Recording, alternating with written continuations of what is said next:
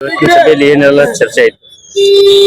ಇಲ್ಲಿ ಹುಬ್ಬಳ್ಳಿಯಲ್ಲಿ ಹಿಂದುಳಿದ, ಅದರಲ್ಲೂ ಅತಿ ಹಿಂದುಳಿದ ಸಣ್ಣ ಸಣ್ಣ ಸಮುದಾಯದ ಮಠಾಧೀಶರು ಮತ್ತು ಕೆಲವು ಸಮುದಾಯದ ಮುಖಂಡರು ಒಟ್ಟಾಗಿ ನಾವೆಲ್ಲ ಹಿಂದುಳಿದವರು, ತುಂಬಾ ಸಣ್ಣ ಸಣ್ಣ ಜಾತಿಯವರು, ನಮಗೆ ಬೇಕಾದಂತ ಶಿಕ್ಷಣಕ್ಕೆ, ಆರೋಗ್ಯಕ್ಕೆ ಮತ್ತು ಕೆಲವು ಸಾಮಾಜಿಕವಾದ ಮೂಲಭೂತ ಸೌಕರ್ಯಗಳು ನಮಗೆ ಸಿಗ್ತಾ ಇಲ್ಲ, ನಮಗೆ ಪ್ರಾತಿನಿಧ್ಯಗಳೇ ಇಲ್ಲ ಅನ್ನುವ ಕಾರಣಕ್ಕೆ ನಾವೆಲ್ಲ ಒಟ್ಟಾಗಿದ್ದೇವೆ.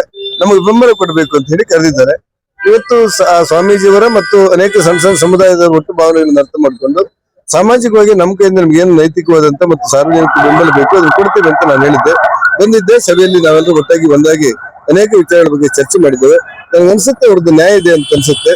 ಅವರ ನ್ಯಾಯಯುತವಾದ ಬೇಡಿಕೆಯನ್ನು ಬೆಂಬಲ ಕೊಡ್ಬೇಕಂತ ನಮ್ಮ ಜವಾಬ್ದಾರಿ, ನಾವು ಅವ್ರ ಜೊತೆ ಇದ್ದೇವೆ. ರಾಷ್ಟ್ರೀಯ ಪಕ್ಷಗಳಿಂದ ಅನ್ಯಾಯವಾಗ್ತಾ ಇದೆ ಅಂತ ಒಂದು ಕೂಗು ಹೇಳ್ತಿದ್ದಾರೆ.